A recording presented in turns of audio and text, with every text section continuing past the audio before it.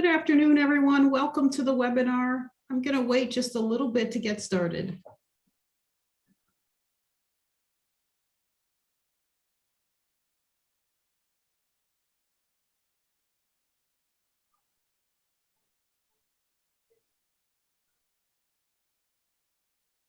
So again, good afternoon, everyone. So happy you've joined us for this webinar where we will highlight the importance of housing to the health, to the well-being, to the economic stability of young children and their families. My name is Karen Howard. I am an early childhood and child welfare advocate. I am also a consultant to the BUILD initiative. And I am joined in the facilitation of this by my colleague, Brenda Blasingame. And I'm just going to give a minute for Brenda to say who she is. Brenda?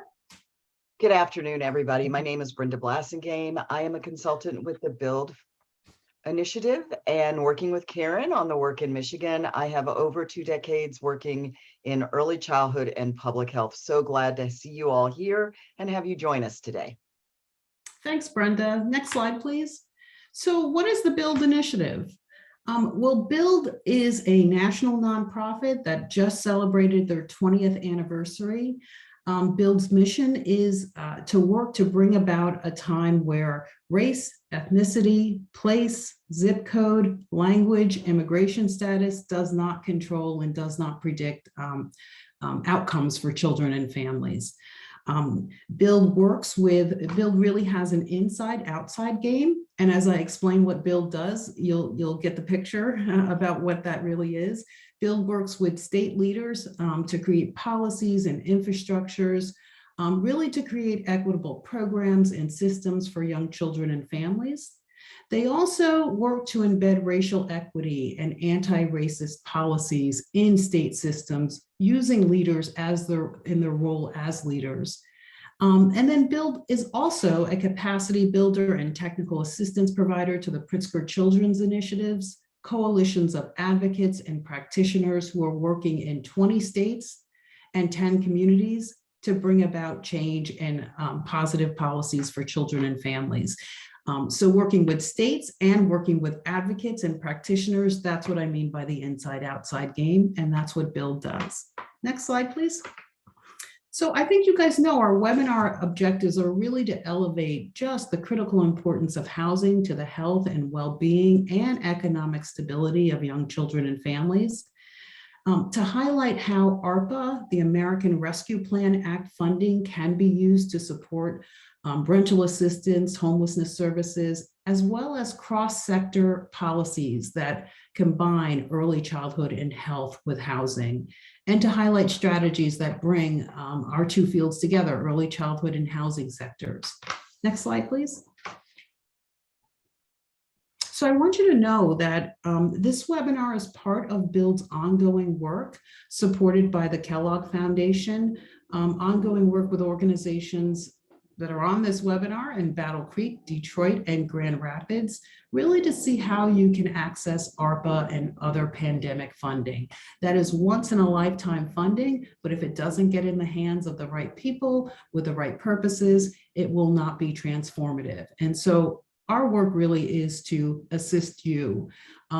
What does that support look like? Well, we've listed some of the things. It's this webinar today that we're on, but it's also identifying and bringing to you funding opportunities that make sense, that are tailored to your needs, supporting you with grant writing and applications, and being thought partners with you in proposals that you might like to bring to elected officials who are using ARPA funding, connecting you with other support nonprofit organizations at the national level, and really providing tailored support. And so I'd love if you want to drop in the chat some of the support and ideas that you have for us, or even your name and contact. If you want to contact us, we will put in the chat as well our contact information, but you will be hearing from us in the weeks to come. Next slide, please. So I'm going to turn it over to Brenda to initiate a poll. Okay, so we would love to know who's in the room with us right now. So if everybody could take a moment and do the poll and let us know what issue area you're representing. And our second question is, have you worked across early childhood, both early childhood education and childcare, health, and housing sectors or initiatives on policies and programs for children and families in your community? So let's just take a moment and let everybody do the poll. It should be up on your screen right in front of you.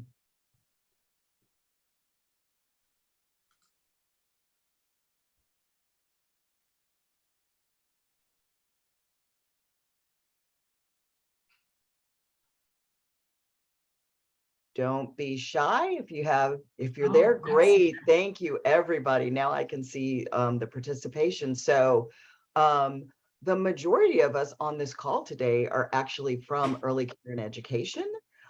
We have the next largest group is housing. This is great to have people on from both of those sectors. And then we have some employment equity people and some health equity people. Unfortunately, today we don't have any MCH people or food systems people, but we are recording, so this recording will be available, so maybe we can make connections afterwards. Back to you, Karen. Excellent. Well, there was a second question in the poll. I'm not sure whether we got to that, but it's whether you have worked in a cross-sector way. So we don't have to actually launch that poll. If you want to put that in the chat, if you've worked in the last couple of years cross-sector, love to know that and your interest in that. So thanks, Brenda, and thanks everyone. So Karen, actually on the poll, on the second question, it is there. Sorry, I hadn't scrolled down. 100% of people have worked, indicate that they have worked cross-sector, which is wonderful for what we're talking about today. Oh, that is fantastic. That is exactly what we want to hear. Thank you. So it's my pleasure to introduce our panel. I will say, please, we will reserve a good bit of time at the end for questions. Please put your questions in the chat. We will collect them. Also put, any observations in the chat as well. We will surface and highlight them toward the end of this webinar. So it is my pleasure to introduce Barbara Duffield and Aaron Patterson of SchoolHouse Connection. Barbara is the Executive Director and Aaron is the Director of Education Initiatives. Barbara and Aaron will provide an overview of the national state of children and housing and homelessness. They will be followed by Lisa Chapman, who is the Director of Public Policy at the Michigan Coalition Against Homelessness, who will really delve into the stats and what is going on in Michigan with respect to children and housing insecurity and homelessness. And we'll also surface some solutions that her organization has been promoting. Following Lisa, we're going to turn to our government officials. We will have Kelly Rose, who is the Chief Housing Solutions Officer at Michigan State Housing and Development Authority.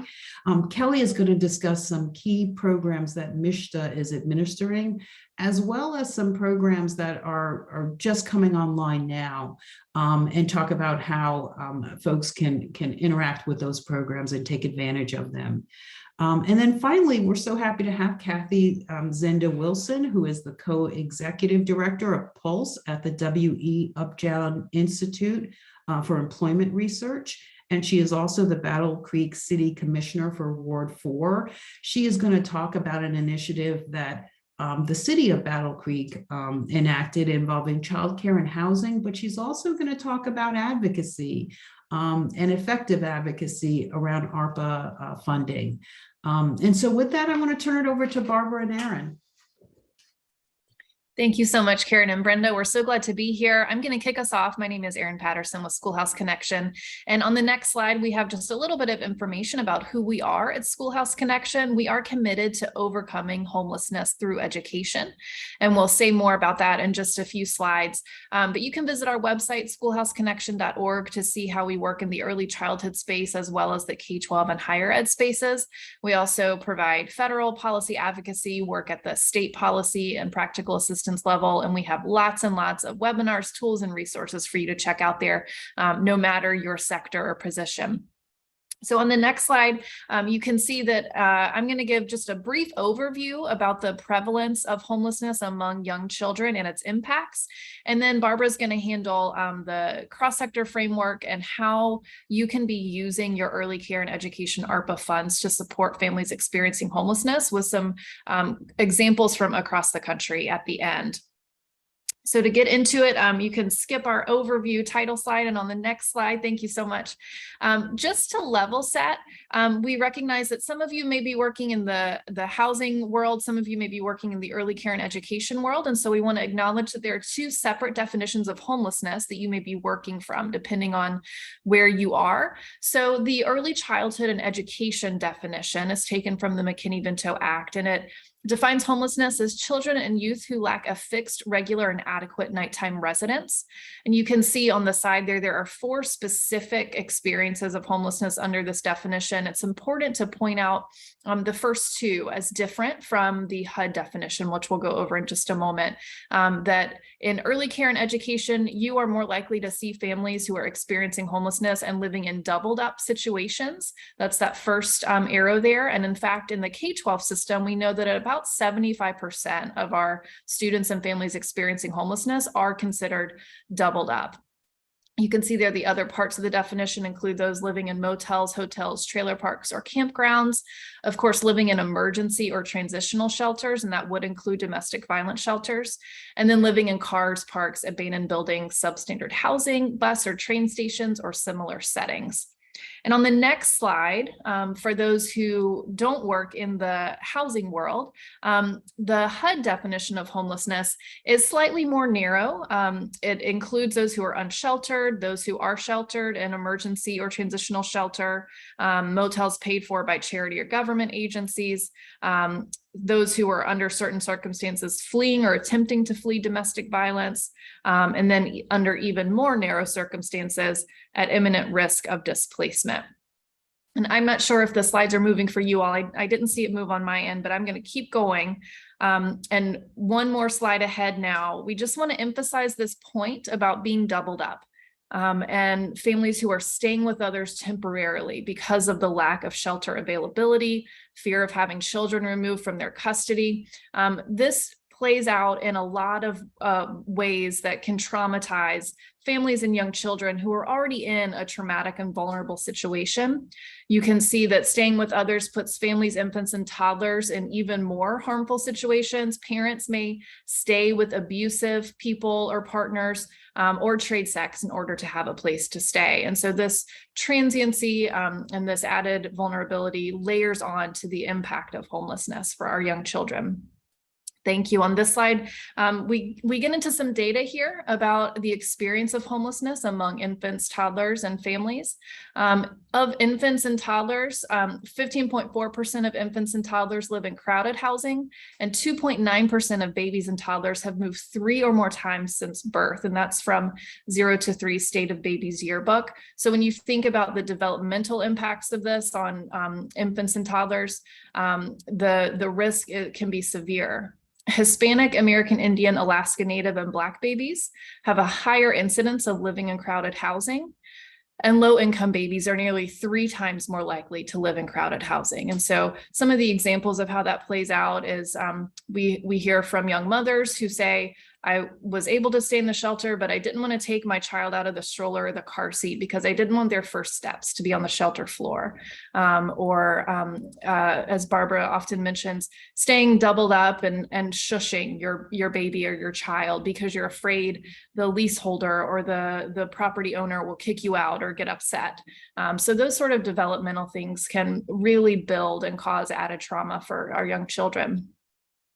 We know that across the US, there are 1.3 million babies, toddlers, and young children under the age of 6 who are experiencing homelessness. That was from the 2018 to 2019 US Department of Education state profiles. That's the most recent year for which data is available. Additionally, 44% of young women ages 18 to 25 and 18% of young men who are experiencing homelessness are current or expectant parents to over 1.1 million young children. So when you think about homelessness as a multi-generational experience, this really puts some data and hard numbers behind that. On our next slide, we get into some Michigan specific data. It was supported by the Pritzker Children's Initiative. SchoolHouse Connection was able to do an analysis of young children ages birth to 3 in Michigan who are experiencing homelessness. We found that in Michigan, there are 13,829, and only about 5% are enrolled in an early learning program, which would be childcare, early Head Start, or home visiting in our analysis.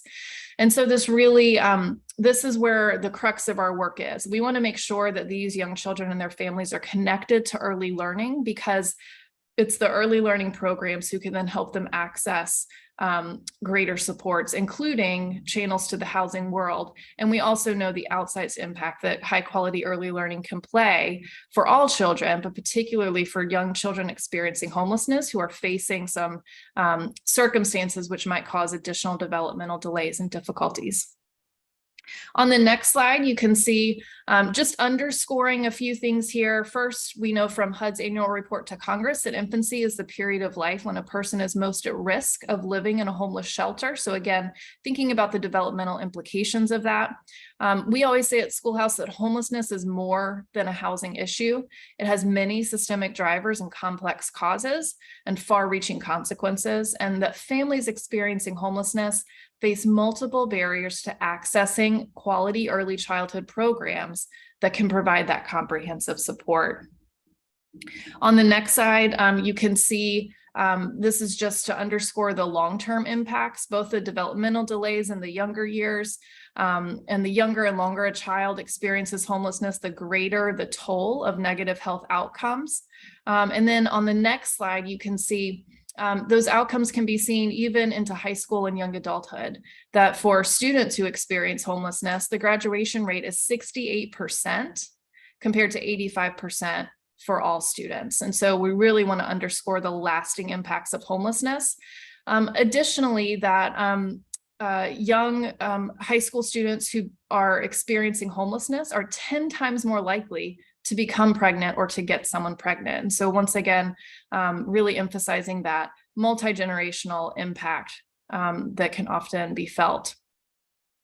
Homelessness in the early years can also, just underscoring again, can cause developmental delays, social emotional challenges, and long-term trauma. And just to note before I hand it over to Barbara that there are emerging research and studies that show that even once a family is placed in stable permanent housing, the impacts, the traumatic impacts of homelessness on a young child can be seen months to years later, and it impacts the way they are able to show up in their learning environment.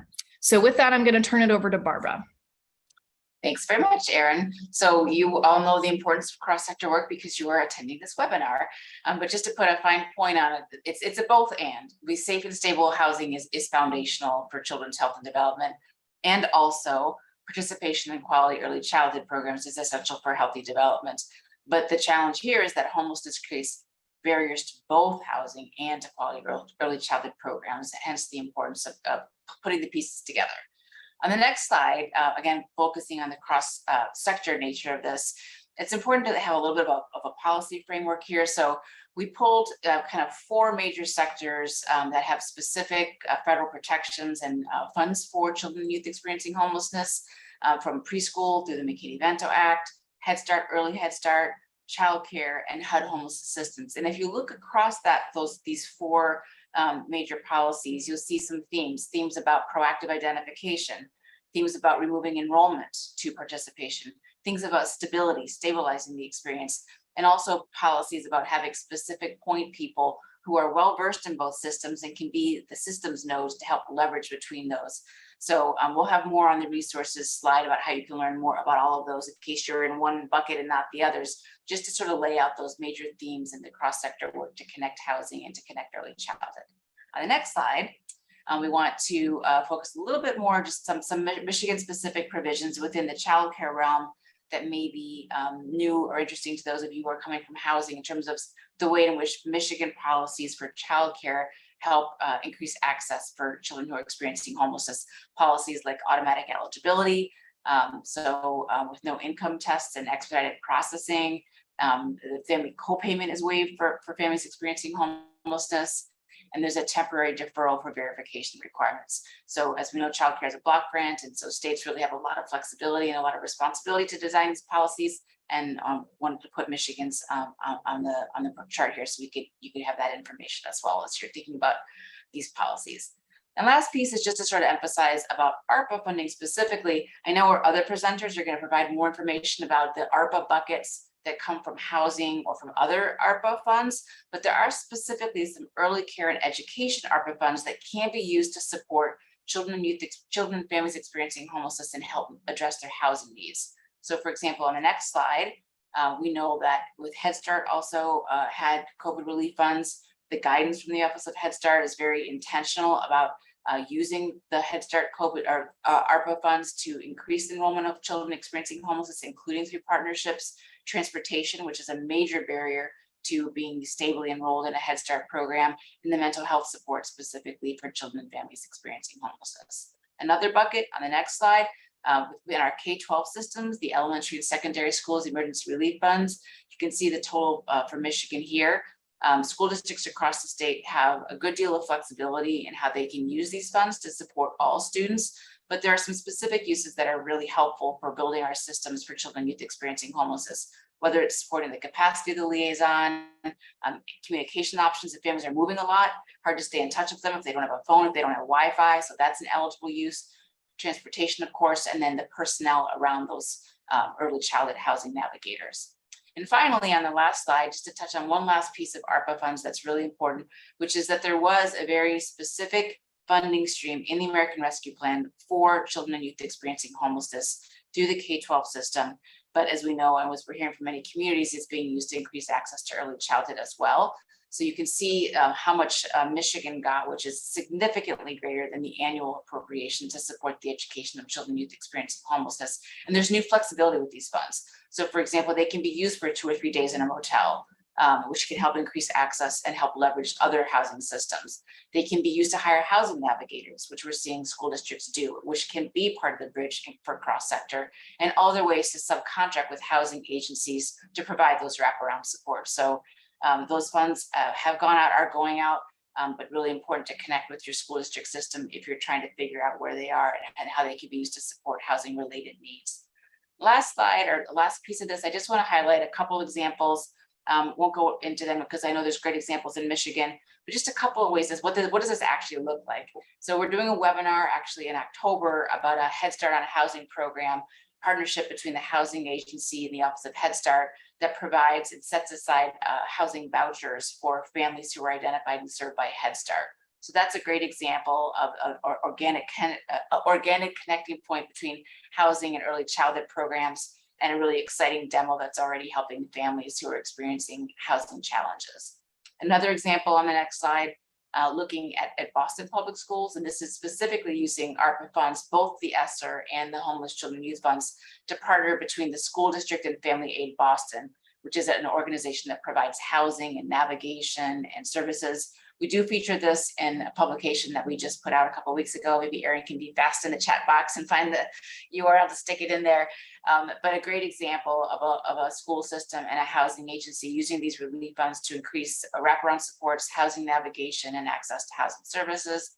And the last piece that we wanted to highlight in terms of just to get thinking about what these partnerships can look like on the next slide is in Minneapolis. So not too far away from Michigan, but this is the school district, the city, the housing authority, county Department of Human Services, and the YMCA.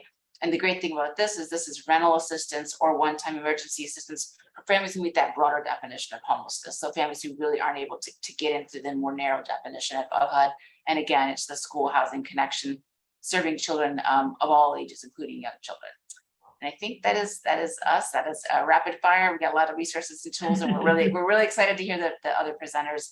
Last piece, just to say I'm a Michigan native, so I'm particularly happy to be part of this conversation. Go Michigan. Thank you so much, Barbara and Erin. That was such a robust amount of information, particularly with the funding that might still be available, as well as examples. So thank you. And I see the chat kind of lighting up. So we're going to look forward to the questions. I want to turn it over to Lisa now, Lisa Chapman. Thank you. It's my pleasure to be here today. Great information, Barbara and Erin. Hope to add to it. So MICA, my organization, or Michigan Coalition Against Homelessness, is a statewide nonprofit membership organization. We perform collaborative work with a focus on training, advocacy, and policy work, the statewide AmeriCorps program, and also as an administrator of the Homeless Management Information statewide data system. You can go to the next slide, please. So the issues of housing and homelessness are complex and inextricably tied together. So it's really hard to focus on one without examining the impact of the other. So I'm going to talk about homelessness first. Overall, in 2020, homelessness declined across the state of Michigan by 19%, and we also saw a smaller decrease in 2021. And this is likely due to several factors: the eviction moratorium, the stay-at-home executive order in Michigan, the availability of emergency rental assistance funding, and the fact that people may not have chosen to seek out services due to potential concerns during the pandemic, including the overall reduction in shelter availability as a result of social distancing, concerns about health, and the spread of COVID. First-time episodes of homelessness increased over the last 2 years for both children and households.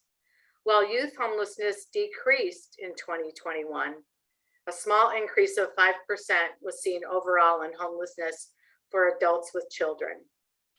Agencies across the state participating in the homeless response system saw inquiries and requests for information on housing and rental assistance increase substantially since 2020. You can go to the next slide, please. The homeless education program at the Michigan Department of Education reported decreases in the number of students identified as experiencing homelessness from the 2018-19 school year to the 2020-21 school year, including an 8% decrease last year. Eligibility for the program also includes those children or youth who are sharing the housing of others due to loss of housing, in addition to those identified by the Michigan State Homeless Management Information Data System, which highlights the differences of the homeless definition between the education system and the HUD definition, which Aaron also mentioned, further complicating the issue and measurement. While these decreases over the last few years are notable, it will be interesting to see if they are sustained with many schools coming back to in-person education. We know it is sometimes difficult to get statistics on homelessness of public school children, as families may be reluctant to report being unhoused for fears of having the children removed from the family. And it's also difficult to measure, as oftentimes they are doubled up with family or friends. Another stark fact: the average student experiencing homelessness in Kent County is in first grade. So thank you. So now let's turn our attention to the housing system in Michigan. Michigan housing needs are growing more severe as we have underinvested in housing and fallen behind over the past few decades. We collectively are simply not producing enough housing through new housing creation, and we are also losing existing housing that is deeply affordable due to expiring affordability timeframes for the tax credit program, as well as landlords selling or converting the housing to market rate units. Between 2010 and 2019, Michigan's overall units available for rent declined by 40% in the span of 9 years, compared with a national decline of 15%.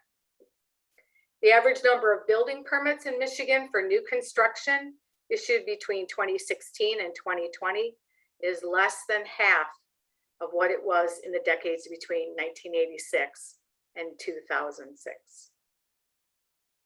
The National Low Income Housing Coalition, one of our partners, estimates the housing need in Michigan to be at 203,130 unit shortage of rental homes that are affordable and available to extremely low income renters. And so we're talking about people that are at 30% of area median and below.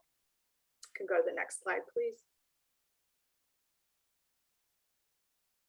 So some of the policy priorities that Mike is working on include increasing access to more affordable housing for people with the lowest incomes.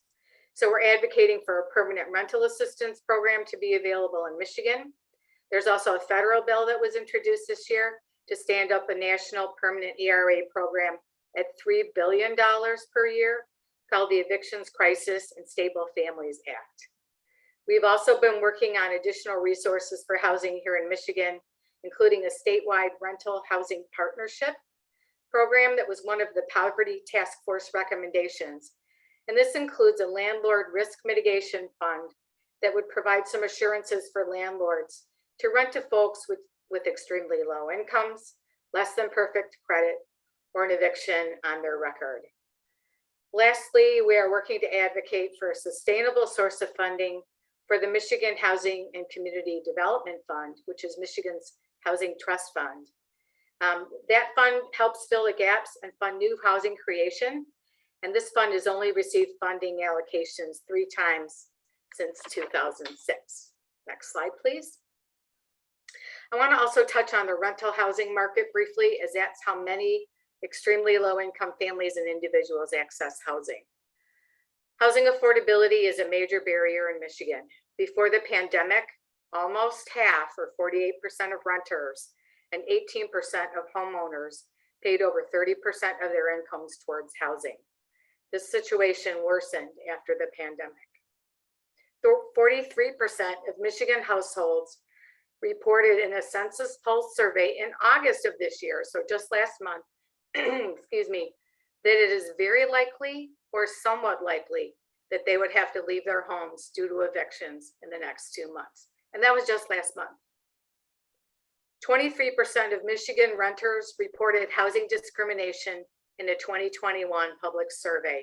That is almost 1 out of 4. Rents are currently on the rise, as many of you know. Increases are being seen in double digits in both apartment units and single family homes for rent, as well as a limited supply and low vacancies. Another fact that's striking is one more fact, and then we'll go. Yeah, Michigan's housing stock is aging. Nearly half, or 47% of all housing units in Michigan were built prior to 1970. That's more than 52 years ago. There's also a preference for single family homes in Michigan versus multifamily housing units. 72% of Michigan's total housing stock is dedicated to single family detached homes. Just 14% of our housing stock is multi-unit, comprising 2 to 9 units or single family attached housing. So that's an issue. Next slide, please. Some of the policy priorities that Micah is working on to decrease barriers for households to get into housing include enacting source of income protections. There are bills pending in the Michigan legislature to add source of income protection so that persons with a housing choice voucher who receive SSI, veterans benefits, TANF, or child support, among others, would have that value included in when the landlord goes to calculate whether they can afford the rent. Currently, it is legal in most Michigan communities for a landlord to say they don't accept a housing choice voucher. There is also a federal bill introduced this year to provide for a source of income protections on a national basis called the Ending Homelessness Act, and would also increase funds for building housing for households with the greatest needs. Policies that would help reduce barriers for families to get into housing include tenant protections for eviction expungement, and there is a bill for that pending in Michigan also. There's also a national bill for additional housing choice vouchers called the Family Stability and Opportunity Vouchers Act. Lastly, there is a movement in Michigan as a result of the experience with the emergency rental assistance funding and the eviction crisis during the pandemic to enact laws for just cause or good cause eviction policies that promote residential stability by limiting the grounds by which a landlord may evict a tenant. So typically, allowable grounds for eviction include not paying your rent, intentional damage to the unit, or for some other material reason in terms of non-compliance with your lease. And those are the reasons where legally that landlords may evict tenants. So these just cause laws also create procedures that landlords must follow in order to establish just cause to evict. And they would no longer be able to say I am not renewing your lease. Next slide. There are also longstanding racial and ethnic disparities that exist amongst the populations of persons experiencing homelessness, persons with disabilities, and persons with low incomes. Black and Indigenous persons of color and persons with disabilities are the most frequent targets of housing discrimination. Among the state's homeless population, 48% of people are Black, despite being only 14% of Michigan's overall population. Excuse me. People of color are also the most frequent targets of housing discrimination, both in renting and owning. We also see disparities in income, wealth accumulation, and ability to pay rent for people of color as compared to white households. You can go to the next slide, please. So this is an example. It's a slide from Kent County, Grand Rapids. An example of racial disparity with African American population severely overrepresented in the unhoused population in Grand Rapids and Kent County in the homeless response system at 72% versus their representation in the general population at 12%. And this is similar to what is seen in other urban areas around the state. Next slide, please. So in terms of policy priorities, Micah is working on advocating to reduce racial bias and inequity in the homeless response system in Michigan, as well as addressing racial disparity in policy at state and local levels. The Campaign to End Homelessness, which we participate in, has sponsored a racial equity training series and developed local community response teams to undertake racial equity work at the local continuum of care level, including examining data like this. Micah as an organization is also undertaking diversity, equity, and inclusion work in our own organization across our policies and practices with our staff and board. Next slide, please. Well, this information, a lot of it is depressing and not rosy. I want to end on a high note and say that while some of this is difficult to grapple with and digest, there are many bright spots and great work that is going on across the state. So I'd like to share just a few with you, and I'm sure Kelly with Mishta has quite a few as well. So solutions include successful interventions that are driven at the local level, maybe leveraged with other sources, both state and maybe federal funding, and certainly include partnerships across sectors. So in Battle Creek, they're using their CARES Act Community Development Block Grant funding for homelessness prevention, emergency shelter, and rental assistance. And Battle Creek is notable as it has a higher home ownership rate at 70%, which is higher than the national average, and a 30% renter population. In Grand Rapids, over the past 2 years, 130 public and private sector nonprofit and philanthropic organizations have come together to examine Kent County's homelessness crisis.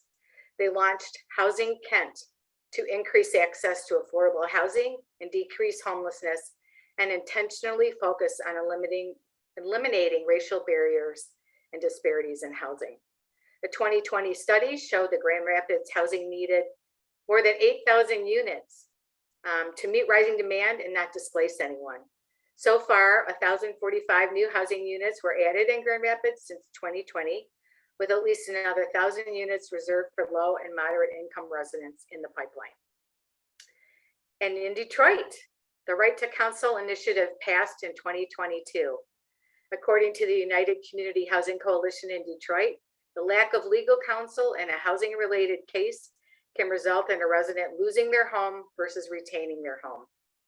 While the immediate consequences of displacement seems obvious, it is the longer-term consequences that have more substantial impact on families, communities, and cities, including employment. Maintaining steady employment is less likely without a steady living situation. Education. Eviction often results in a disruption in education or necessitating a change in schools. And health. Early research shows an association between housing instability and mental and physical health issues. In 2017, of all the eviction cases in Detroit that were filed, only 4.4% of the tenants had legal counsel compared to 83% of landlords.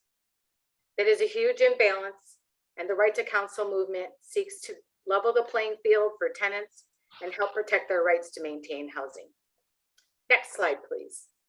Finally, I would like to invite you and your colleagues to participate with us in advocacy for ending homelessness and increasing affordable housing. We simply cannot be silent about the things that matter, and we don't get what we don't ask for. Thank you. Lisa, thank you so much. Those were stark disparities in the numbers. I know a lot of questions will be generated around that, but really appreciate your highlighting that, and you're ending with some solutions that we can capitalize on. I want to turn now to Kelly Rose, who will talk about MSHDA and what some of the solutions. We'll carry that forward. Kelly? Thank you, Karen, and thanks to everybody for joining us today. You can go to the next slide, please. I'm going to start off talking about some of the programs that have been running for a little more than a year or almost 2 years now, from either the Consolidated Appropriations Act or the American Rescue Plan Act, and then I'll follow with some of the newer programs that we're going to be rolling out later this year. So the first big one I'm going to talk about is the COVID Emergency Rental Assistance Program. So this was funded both in the Consolidated Appropriations Act and in ARPA. And we have about $1.1 billion throughout Michigan to be able to help people with rent and utility assistance. This program is for low-income households under 80% area median income. They do need to have some rent arrears to qualify. And we've received over 300,000 applications since this program started in March of 2021. And so far, we've spent about $900 million. We've served almost basically half of the people served in this program are children. Our household size averages about 2.2. And yeah, I checked it yesterday, as 49.9% of the people served in this program are under 18. So it's definitely serving lots of families with children. And just to give you a little bit of local flavor to this, so Wayne County has spent about $322 million, Calhoun almost $16 million, and Kent County about $51 million has been used for rent and utility assistance. And we will be continuing into 2023 with services related to housing stability. So legal services, we're funding about $8 million a year in legal services to try to increase the level of representation in the eviction system. And we'll also be able to offer case management services to households to try to connect them to resources and do things like landlord mediation, other things like that to hopefully keep them housed. Next slide, please. The next one is the Michigan Homeowner Assistance Fund. So this was funded in ARPA and started in February of 22. And as the title states, this is for homeowners. So we have $210 million available to help homeowners that fell behind on either their mortgage, their property tax, or their utilities during COVID. So far, we've received about 28,000 applications and about $44 million has been paid so far. One thing I'm going to highlight before I go on to new programs, because I realized I forgot a slide on it, was our emergency housing vouchers. So emergency housing vouchers were also part of the American Rescue Plan Act. And this is vouchers specifically for families experiencing homelessness. And we received 779 vouchers and 608 of them have been leased thus far. And this is really just a continuation of our overall housing choice voucher program, which serves about 28,000 households across the state, where we do have a homelessness preference and have had one for over 12 years. So over 2,000 families a year are newly brought onto our program, and the vast majority of them have recently experienced homelessness. So we have dedicated that program towards trying to reduce homelessness throughout the state and really give people who are most in need the access to those housing supports. So now I'm gonna quickly run through our new programs, and there'll be links in the chat to give you more information related to these as we go through, so you can get more of the details on our website. Next slide, please.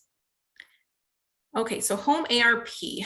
These funds were from ARPA, and we have about $63 million available, and we will be using it towards new affordable housing creation, services to help maintain and access housing, and to expand emergency shelter options. And this funding specifically has 4 eligible populations. I kind of condensed it into this, but really it's for families experiencing homelessness, those at risk of homelessness, and households that are fleeing domestic violence. So those households are the eligible to reside in these new housing units that will be created and to access services that are funded through the program. Next slide, please. So we have developed a regional allocation strategy for this because there's a significant amount of funding that went directly to counties and cities. So we wanted to take all of that into consideration when deciding how MSHDA, for our statewide allocation is going to flow, because, for an example, the Upper Peninsula doesn't receive any direct money because of the relatively low population up there. They don't qualify for direct money. But as you can see in Region 10 in Southeast Michigan, they received almost $60 million directly. So we need to take that into consideration when looking at an equitable distribution statewide. So we will be distributing these funds later this year or first quarter of next year, because right now we're waiting on HUD approval to our allocation plan. And then we will be distributing on our website. And I think the HOME-ARP link can be put up in the chat. I think, yep, it already was. So if you kind of earmark that website and revisit it, once a month or so, you'll be able to, definitely keep tabs of requests for proposals, and you're just getting more updated information on the HOME-ARP program as it rolls out. Next slide, please. Next one up is Missing Middle, is what it's called. And so this was specifically funded from the state supplemental appropriations with the state and local fiscal recovery funds that were part of ARPA. So those are the general dollars. I think it was roughly about $6 billion in total that the state had to decide how are we going to use these funds towards helping our state come out of the pandemic. So MSHDA so far has been allocated about $150 million to use towards a variety of housing purposes that I'm going to go through. So this first one is Missing Middle, which is about a $50 million program, and it can be used towards new construction of rental or for purchase homes. And it's for people, I put one income range in there. So a family of 4 making between $51,000 to $83,000 is the income level that is targeted towards. So not an extremely low income, but sort of more of a middle income household that typically most of our programs don't serve people at that slightly higher income level to where they're not able to access low income housing tax credit units and other sorts of things. So this program is specifically in the boilerplate is accessed through nonprofits. So we'll have nonprofits that will be applying to us, and they'll tell us we would like to build 10 homes for rent in Grand Rapids, and based off of some of the things that were in the boilerplate, we can give them between $35,000 to $60,000 per home, and that helps to reduce their overall costs so that they can rent or sell them at a price that is affordable to people in that income range. So this program should create between 1,100 and 1,300 homes, and the application window just opened this Monday. So we have started to receive applications from nonprofit housing developers to build housing all across the state. And we also have this one done in a regional allocation strategy to make sure that we're hitting all areas of the state. Next slide, please. The next one is called Housing Opportunities Promoting Energy Efficiency. So this is designed specifically for homeowners or for landlords that own small rental properties like single family homes or duplexes to be able to do energy efficiency rehab and updates to the property. So up to $25,000 per home can be spent on energy efficiency upgrades. And we are starting to roll this program out through nonprofits and local units of government all across the state. So we had a first funding round of about $10 million, which we will be making awards on those funds next month. And the application window for homeowners will start towards the end of October. So I put a tentative date we're looking at right now is October 26th is where we would start taking in applications actually from homeowners, where they would say, you know, I have energy efficiency needs, and then they would work with that local nonprofit or local unit of government to get their home fixed up. So this is definitely something to help towards housing affordability, because we know many people struggle with their utility bills. If they're living in, as Lisa identified, you know, lots of our housing stock is very aged. If it's very inefficient in terms of its envelope and it's just, you know, leaking hot air all over the place, you end up with really unsustainable energy bills. So this is really designed towards attacking affordability from another angle of, you know, trying to make sure that people's energy bills are being able to be maintained, and we're able to help improve the housing stock all across the country, or I'm sorry, across the state. And we'll be partnering with the Department of Health and Human Services around their weatherization assistance program as well, because that also has a substantial increase in funding in ARPA. So there's a lot more funding in the weatherization and energy efficiency space right now than what we typically would have. Next slide. I think that was my last. I'm trying to remember if that was my last one. Can we go to the next slide? Yep, that was my last one.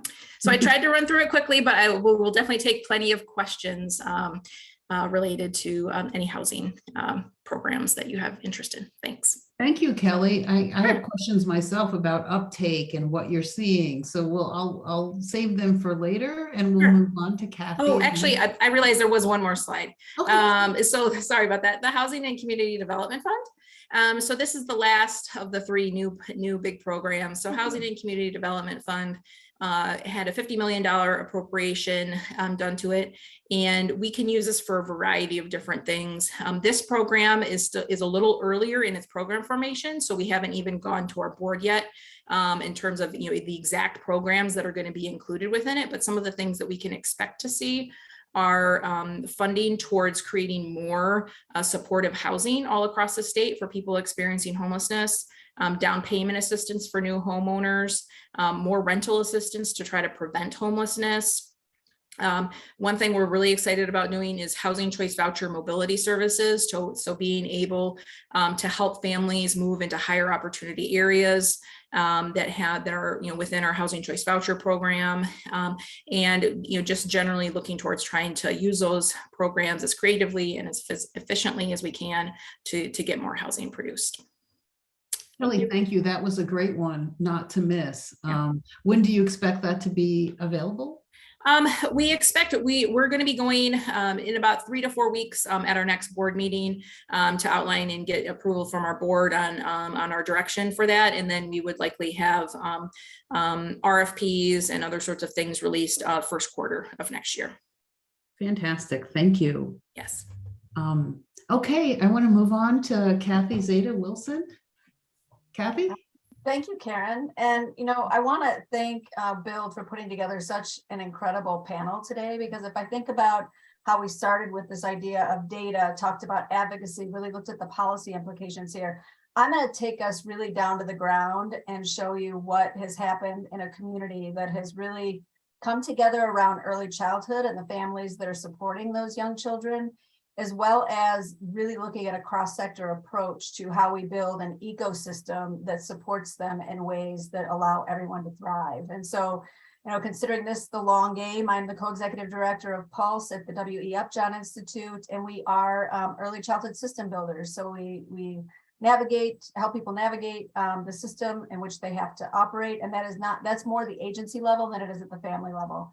We coach, we facilitate, and we are very intentional about that.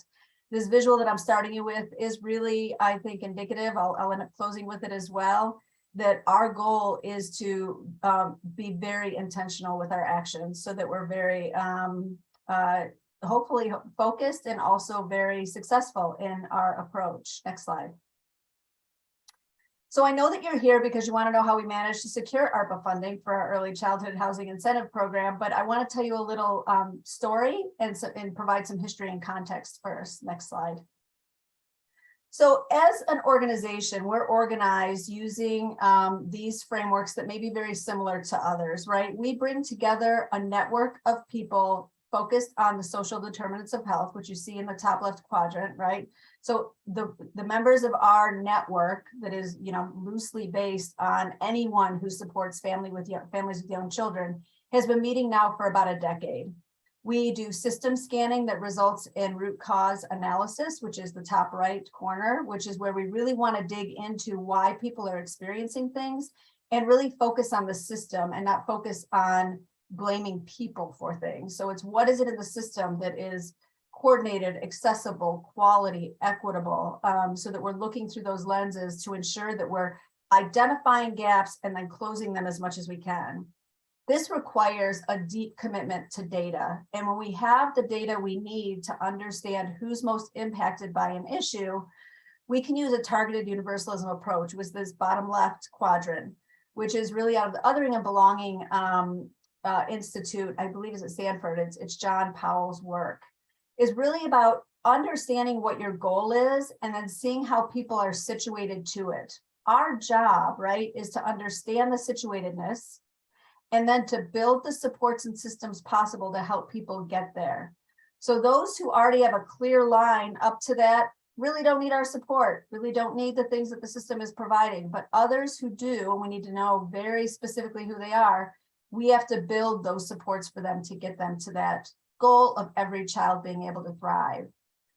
When we do all of this well, we also have to make sure that we're building public will. That means that we're bringing people along with us, that we're not doing anything for people that is not by the people, that we are also looking very holistically at the different perspectives that need to be included. That means we need people who make decisions. We need people who experience the problems. We need people who are doing the work. And so by bringing these folks together through these lenses, we're able to deeply understand the challenges in our community. And then we can begin to start developing strategic goals together that try and minimize the impact and the damage done so that we can reach our goal. Next. Thank you. So our root cause chains, one of them that is, that I've mentioned here, which is our kind of overarching goal, is to ensure that every child has an equitable access to opportunities to thrive. We want to make sure that there isn't anything in the way or getting in the way that we have control over that we can't improve upon, right? So if access to quality early childhood experiences, which we heard earlier, is key to many of our children thriving, we need to understand why they're not. Right? So one of the things that we heard is that there weren't enough opportunities, right? Another is that families don't know about programs. Our strategies on each of those whys will be different. We'll have to do them simultaneously. We'll have to dig in, and we did. But I'm going to keep you focused on this left-hand side right here about there not being enough opportunities. We spent several years really digging into why aren't there enough opportunities. And what we learned, and there are many reasons, but I'm going to lift up this one. There aren't enough workers. For those of you in early childhood, which I know that there are many of you on the call that are, this isn't new information, right? And we know that we have to ask the question of why we don't have enough people in this sector doing this important, critical work. And we know that compensation and equity is a big part of that, right? We also know that it's a high demand, high stress job.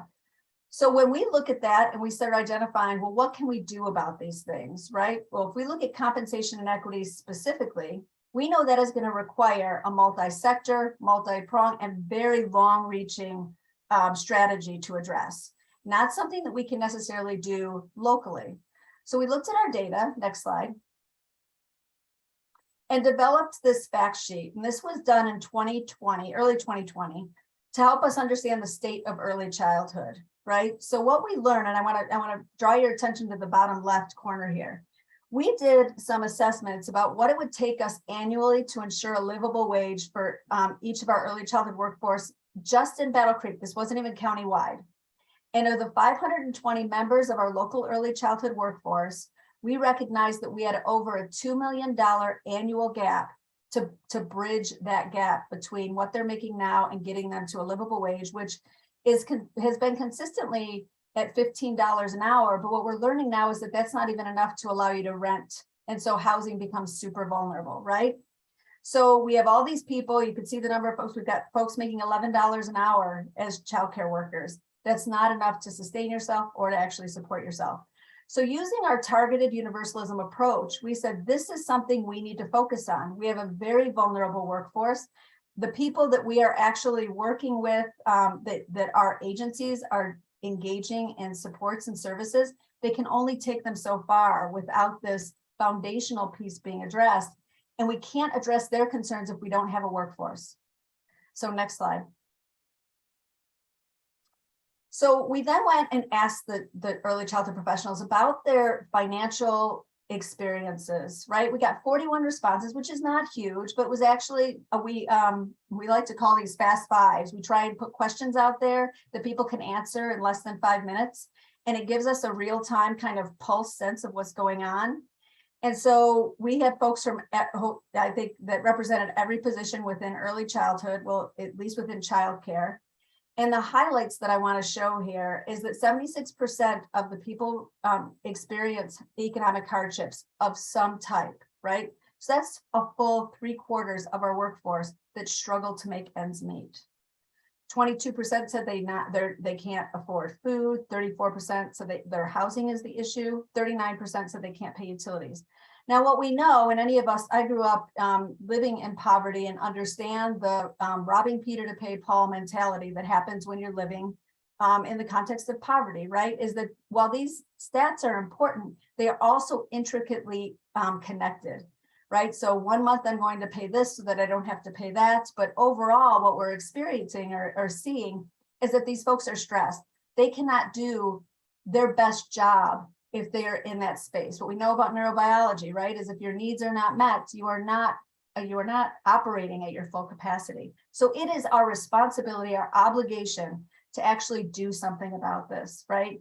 Along the bottom left, I know you can't see it as well, but you can see the level of stress, anxiety, and depression that are actually go along with all of these experiences these folks are having. So if we have a super stressed out workforce, what are we doing to help relieve some of that pressure? Next slide, please. Again, this is about just the intricacy and how things are interconnected. Next. So our challenge then, we wanted to frame it in a way that we got really concrete about what is it that we're trying to do. If all of this heavy weight of these burdens of financial insecurity are weighing on our workforce, how can we relieve some of that weight impacting our early childhood professionals who quite honestly are holding up our economy, right? They're doing the work that we need so that other people can work as well. So we started really trying to look at how we address this challenge very comprehensively and holistically. Next slide. And we knew that one of our partners, who I think we actually might have somebody on the call, oh, she may have dropped off, but from Battle Creek Public Schools, had a successful housing incentive program for their teachers and administrators. So we went to the folks that were leading that effort and we said, tell us what you've learned and how you did it. And we sat down for any number of hours, really kind of digging into their data, their processes, their lessons learned. And we said, well, if we were going to do this for early childhood professionals, it would have to look different because these are not folks that make the same, there's no pay parity, right? These are not folks that are making a teacher salary or an administrator salary. These are folks making $10, $11 an hour, sometimes up to 15, 17. But regardless, it's not going to be the same. Offering $10,000 as a down payment assistance for a house sounds really good, but if your credit is bad or you've never owned before, there's going to be some steps that have to take place before that occurs, right? And what we don't know yet, and is another curiosity of ours that we'll have to go out and gather information around, is the number of our early childhood workforce that are actually renters. That's not a stat that we know right now. We're going to want to know it. So then with this information we learned from Battle Creek Public Schools and the city of Battle Creek, we went out to look at how would we actually create something similar for us. Simultaneously, the ARPA funds were being released at the city. And we started thinking, and we have an early childhood leaders group that meets monthly. We go into that space trying to understand where can we leverage resources. That's a big part of our collective work. And when ARPA was announced, we all started talking about where is the best place, most strategic place for us to create an ask of the city. Now, parallel to this is the fact that I'm a city commissioner, right? And so before my run and before my term, we really didn't know how that worked, like as a collective. Now, I'm sure there are individual members of our network that have partnered with the city beautifully on many different ways. But as a collective, there's never been a shared ask. There's never been an intentional partnership around early childhood. And so I wanted to change that. It was one of the premises that I ran on, and I'm trying to stay consistent throughout my term at doing that. So we learned as much as we could about accessing the ARPA dollars, and we brought that back to our group. We said, since we're already talking about trying to minimize the financial impact on our early childhood workforce, what if we were to ask for dollars for this housing incentive program? And also alongside that was another incentive program for telehealth, because we also knew that we needed to provide access to those who are either on or underinsured. Next slide. So this is our current city commission here. We started organizing ourselves, having conversations with city staff, with additional commissioners to really figure out, where is this request best placed? How much do we ask? Is there a way for us to incorporate or leverage other dollars? Because we knew we couldn't get it all from city commission's ARPA allocations, who, by the way, our city, Battle Creek, set aside $10 million for community-based projects. We as a commission collectively agreed on a rubric that we used to score those projects. And I believe we ended up having 13 or 16 projects that were funded at considerable amounts.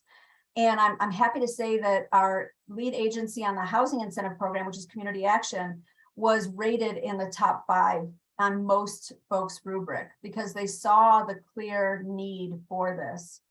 So we submitted our proposal. Alongside that, our partner at the Kellogg Foundation said, if you manage to secure this funding, we will double match 2-to-1 any dollars that you bring in from ARPA, so that we could then expand what we're able to do with this investment. Next slide. So while we've successfully garnered ARPA funds and we've privately matched it 2-to-1 by a local funder, now that I've named, I haven't kept you very secret. Sorry, WKKF, if you're on the call, little props to you.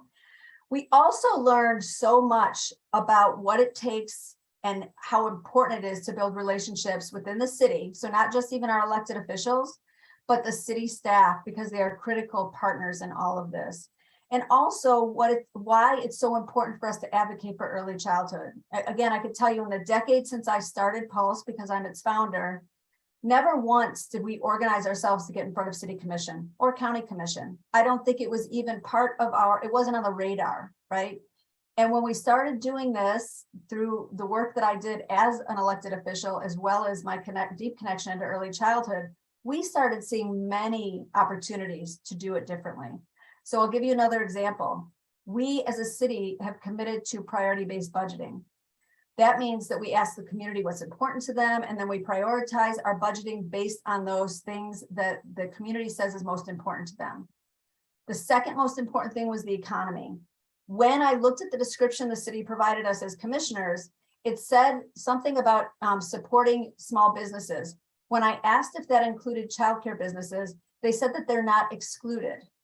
So I pushed a little harder, and what I heard was the most fascinating things, which probably wouldn't surprise a lot of folks on this call. Things like, well, the city's not in the act, we're not in the business of providing childcare. Never once did I say they should be providing childcare. And I actually challenged that by saying, well, you help restaurants open and you're not in the business of feeding people either. Like there needs to be some explicit naming of childcare businesses, because they don't know that they also qualify for these economic development tools that you offer other businesses. So it is the only business explicitly named now in our priority-based budgeting process. That means that we get to hold, as elected officials, our city staff accountable to supporting our early childhood partners. So it's those things that, like this granular nature of how local policy works, that was invisible to us and no longer is. We'll continue to work, we'll continue to see how we can actually partner differently, but I think we broke something open in these last 2 years that I think it's worthy of celebrating and at least acknowledging that its importance. Next slide. So what's next with the city? We are now launching and implementing the housing incentive pilot that is coming out this fall. There's a lot of devil in the details there about eligibility, etc. It's been a lot harder to get off the ground than we expected, but that's not surprising. So there's just a lot we're working through right now from that perspective. We have successfully leveraged our public school ESSER dollars to fund much needed transition coaches. And those transition coaches will work with families with young children as they navigate the preschool space into kindergarten. And while that hasn't launched yet, the commitment is there. And so our goal is through our early childhood, early learning neighborhood collaborative in BC, those transition coaches will be housed there with funding from our Battle Creek Public Schools. We're also working with a local developer, it's called Hollander Development, on a workforce housing project that includes a childcare center. They just came in front of commission last night and received their approval for their pilot, which is a tax incentive, as well as their special use permit for the childcare center. And both of those things now allow them to submit their application on October 3rd to MSHDA. All of these things we really hope help give them points in that application process so that it situates them really well in this. They have worked really closely with us as well as our community to make sure that what they're building is authentically informed by the community that it's going to serve. And it's been an incredible project. And then last but not least, we are working with 3 local employers on a childcare consortium building effort that is really about the 3 large employers who are interested in doing something about childcare for their employees and have come to the table with money in their pockets and interest in their hearts and minds. And we're helping to connect them with those things. We have brought in our economic development organization to help us with that. And we plan to leverage other community resources, including resources at the state level, to make this possible. Whether or not this results in a creative, like the creation of a new center, my gut is telling me what this is going to do is going to lean them towards how they purchase vouchers, how they create family-friendly policies. We're going to show them a suite of things they can do that aren't just about here is a slot for childcare. We are unveiling in the next month an early childhood, well, no, I'm sorry, let me take that back, a childcare roadmap for employers that Pulse received an Early Childhood Investment Corporation grant to develop. And it should be a one-stop shop for employers who want to know what they can do about the childcare crisis, so that they're no longer on the sidelines waiting for somebody else to solve this riddle for them, but they realize that they're a part in that. Next. All right, so to stop where we started, it's important to understand that there's got to be, and I hope you heard through my entire presentation, the matter of intentionality. We as a region are lucky to have Pulse, and I don't say that in a boastful way, but many organizations do not have, or many communities don't have an organization whose focus is solely on the system level change. And so we realize that gives us a leg up. But I know other communities do have intermediaries they can lean on. And so really push into that and see what you can do collectively. My contact information is on here. My only regret with these slides is that I did not put our Pulse logo on every one of them. So I might correct that before it's shared. But I want to thank you all for being here, and thanks to Build Again for allowing us this opportunity. Oh, Kathy, thank you so much. And thank you for ending on such a positive note with all that you're doing in Battle Creek. I want to turn it over. I know Brenda's going to lead the questions, so I'll turn it over to Brenda to see what questions were coming in the chat. And I know I have Great, Karen.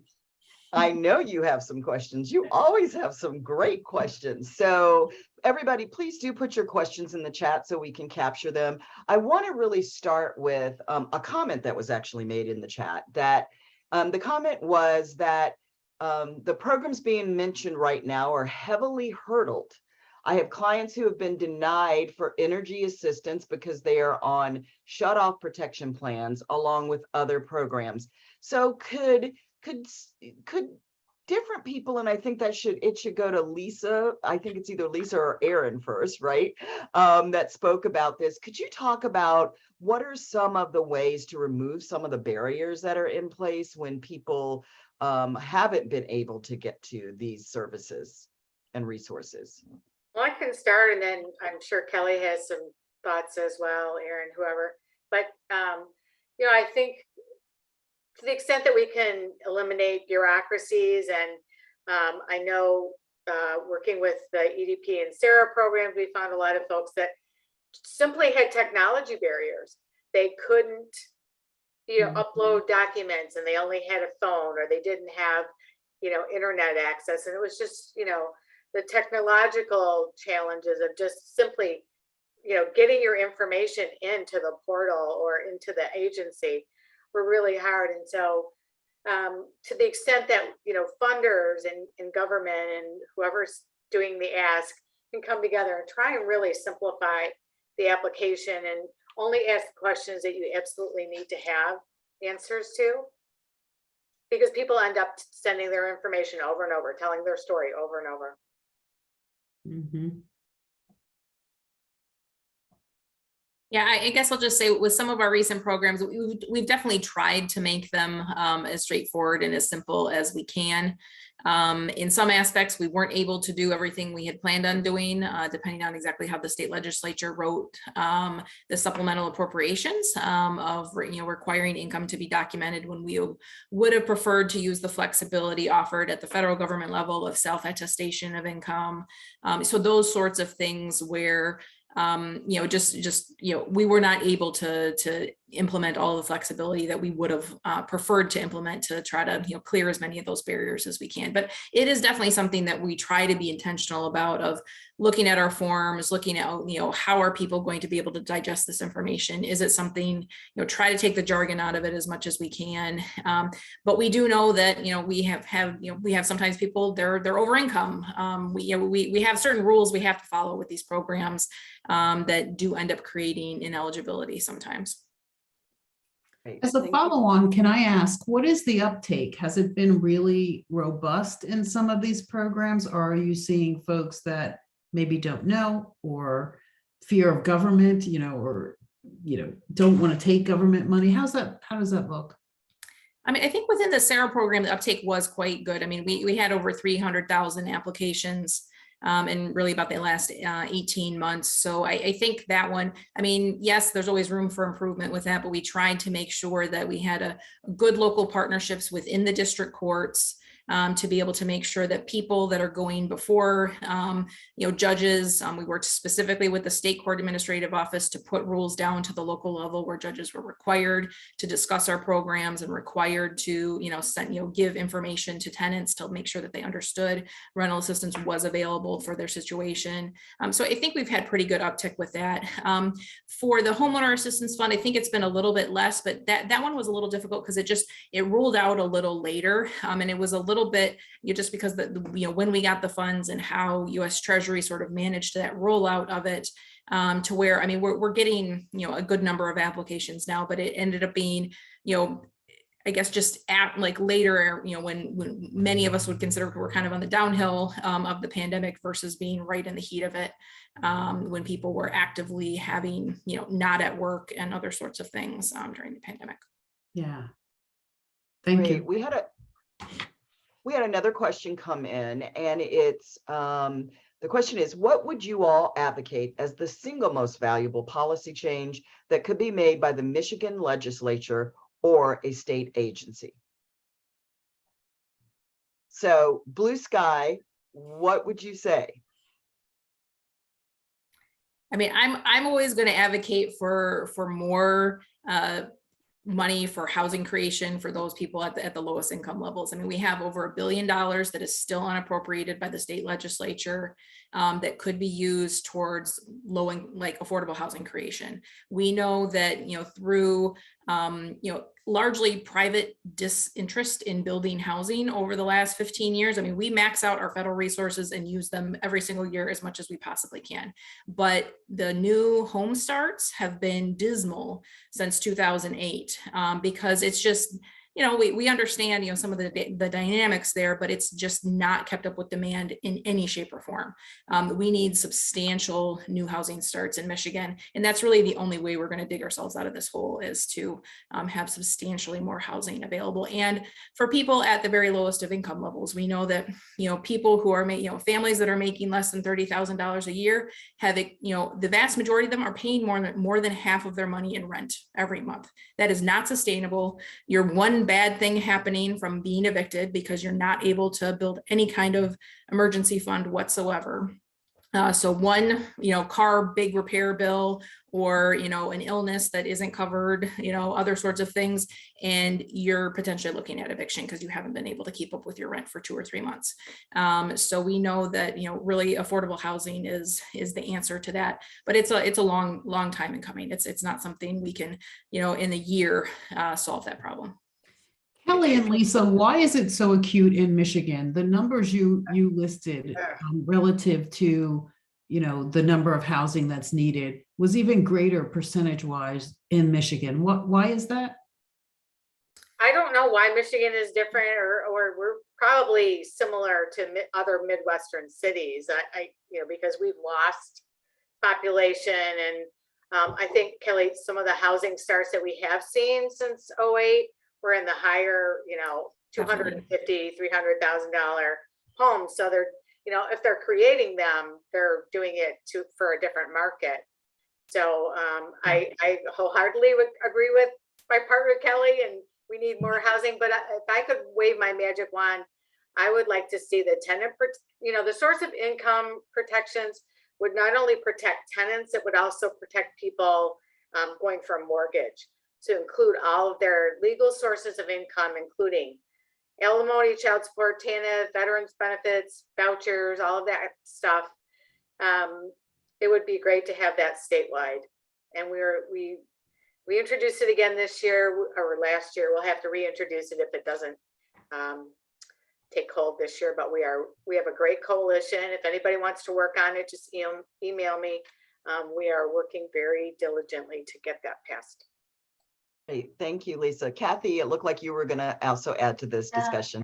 And I feel like I beat this drum continually, but every time I have a chance, I do think that we have got to create some pay parity in our early childhood sector. And if I had a magic wand, I think it would elevate many people out of poverty if we did that. I also think, things like the earned income tax credit for children. I think there are some things that we could do that are anti-poverty measures that will connect to this housing crisis as well. And just thinking very comprehensively about it, and not just single issue, but they're all connected. I also just before I end, we need to look at, and I don't know if it's consumer panels that we get in place throughout the state or what it is, but when we talk about these unnavigable resources, right, these challenges people have in connecting with them, we are woefully underutilizing our childcare subsidies right now. And that isn't only because people don't want them. There's some mindsets that are just like, that's a handout and I don't want it, I'm not going to apply.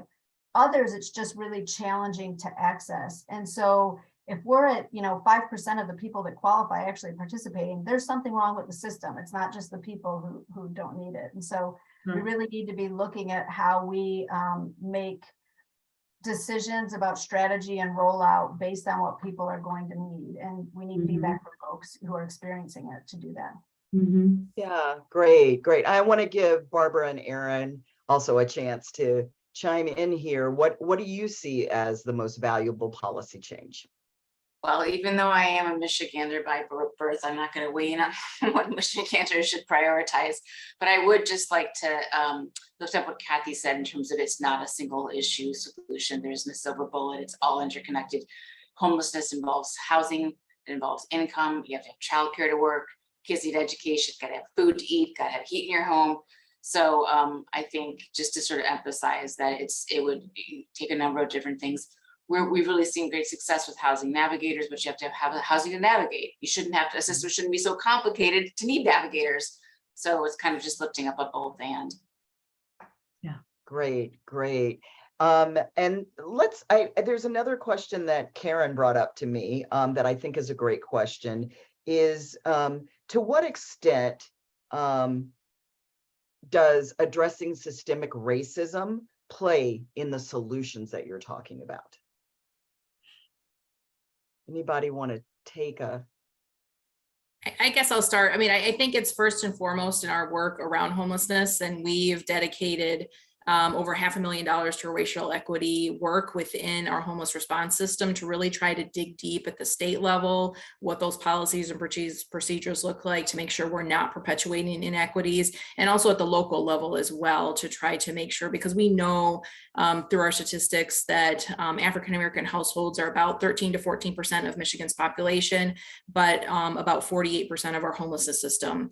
And while it's difficult for us to impact the whole society and what is what's driving them to homelessness, we have to do a much better job of making sure that race is not a factor in what their outcomes are once they are under our care. That white households, Black households, everyone is receiving equitable access and outcomes within our systems to try to make sure that we're not having this as a cookie cutter approach, and that we're having flexible enough policies to be able to look at the person and the family and what their situation is and what sort of barriers they're experiencing, which are going to be different depending on their situations. Therefore, they're going to need different solutions presented to them. And we really need to look at how are we getting, all these families to a better place, and to try to make sure that we're really doing the deep dive into our data to look at where are we having racial disparities, and how can we look at both qualitative data and quantitative data both, to really tell the whole story of what's preventing African American households from getting the incomes that we are getting the outcomes that we would like them to see, to be have parity. So it's something we're definitely taking really digging deep on to try to make sure that we're making progress. Brenda, to add to what Kelly just said, that requires some courageous leadership, because it also requires that agencies are reflecting on their own bias, not at a personal level always, although that could exist, but even within the context of their policies and practices. And so what are they doing to actually really analyze that, be honest about it, and then make the shifts necessary so that you can confidently say that what we're offering is not adding to those outcomes that we're seeing that are inequitable. Yeah. Right. Thank you. And Lisa, I think you wanted to say something. I did just want to also add that a bill just got introduced this July in the Michigan House. It is House Bill 6340 that will require a racial impact assessment of any legislation affecting housing, Nice. economic stability, employment, healthcare, education, transportation, and the criminal justice system. And that has 12 Democratic co-sponsors. So hopefully we'll get a hearing. And if not passed this year, then reintroduce next year. Yeah, Keep going. that is so great. That is so wonderful to have that introduced. I know other states that have introduced similar kinds of legislation to really start to look at systemic racism, institutional racism, and the impact on policy. We have just a couple of more minutes, and I know Karen has a burning advocacy question. The advocate in me. So Kelly said there's $1 billion available in the state legislature. Kathy talked about her advocacy. And Kathy, I think you also said in a prep session that you understood so much more about how to advocate. Because the folks on the call are wanting to advocate for more ARPA money, what were the insights that you learned, Kathy? Yeah, so I'm going to follow our theory of change as an organization, and it mirrors that, right? You have to build relationships, get to know the folks that are making decisions, invite them to your meetings, go to their meetings, look at your city commission and county commission agendas. They'll come out, they have to be publicly available. See where there are opportunities coming up for you to actually advocate on behalf of your folks. Don't be afraid to go and speak at public comment. It's uncomfortable and weird, but you do it once and then you figure it out. You'll get 3 minutes to say what you want. When you can bring attention, I had the mayor say to me at one point, he goes, Kathy, I'm so grateful for you being on the commission. I had no idea what was going on in early childhood. He doesn't have young kids. It was completely invisible to him. And so this opportunity to really lift up the voices that may not be in that room, but also simultaneously building up and empowering the families that you do work with to speak for themselves, to advocate for themselves, because their voices are going to be critically important. And don't do it just in the voting booth, like show up with these folks. We have our state representative attend our Great Start Collaborative meetings. And when he's asked in the moment at an event about something that's related to early childhood, he actually speaks authentically about what he knows. It's not just, oh, hey, my staff just told me about that. He's in the room with us hearing about it. So that would be my number one suggestion, is just start developing those relationships, invite them to your meetings, go to their meetings and get involved. Thank you. Any others who want to add in? Because I know you're all advocates, really. Yeah. Yeah, No? I think just to add, kudos to what Kathy said, show up, be present, tell stories, put a face on the issue, bring people who are affected personally and have them, document and tell their stories. Right. Well, I want to thank everyone for this. I want to thank the panel. Amazing panel. Thank you. Such a wealth of information. We will go through and watch it again and again for all the opportunities and really mine it to provide it to the organizations. But I really want to thank you for all of your information. I want to thank all the folks who joined us today. And I think, Brenda, did you want to say something about the next webinar or no? Okay, we will be having other webinars in October, in early November. We will get that out to you. It'll be different topics, but I am so thankful to the panel. Thank you very much. Thanks, everybody. Thanks, everyone. Have a great day. Thank you. Bye now.